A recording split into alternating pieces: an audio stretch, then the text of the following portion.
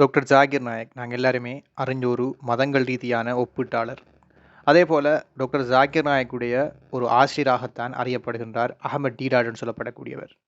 இவர் ஒரு உலக புகழ் பெற்ற இஸ்லாமிய அறிஞர். அதுபோல மதங்களை ஒப்பிட்டு ஆய்வு செய்யக்கூடிய ஒரு அறிஞராகவும் காணப்பட்டார். இவர் ஜூலை 1 1918 ஆண்டு இந்தியாவினுடைய குஜராத்தில் பிறக்கிறார்.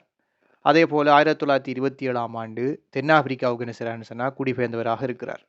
அதன் பிற்பாடு இஸ்லாமிய மதங்கள் சார்ந்த ஒப்பீடுகளை ஏனைய மதங்களோட ஒப்பிட்டு அந்த மதத்தை சார்ந்த பாதிரிகள், குறிப்பாக கிறிஸ்தவத்தை நாங்கள் எடுத்துக்கொண்டோம்னா கிறிஸ்தவ பாதிரிமாரோடையும் அதே போல் ஏனைய மத பெரியார்களோடையும் பார்த்தோம்னு சொன்னால் ஒப்பீடுகளை மேற்கொண்டு இஸ்லாம் சம்பந்தப்பட்ட பல கேள்விகளுக்கு விடையை கொடுத்தவராக இருந்தார்.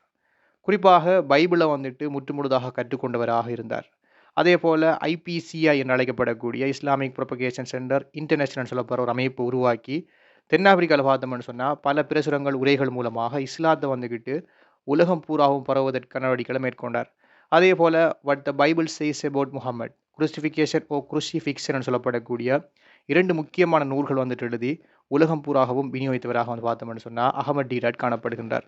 இவர் ஆகஸ்ட் 8 2005 பார்த்தோம்னு சொன்னால் தென்னாப்பிரிக்காவில் மரணித்தவராக இருந்தார்.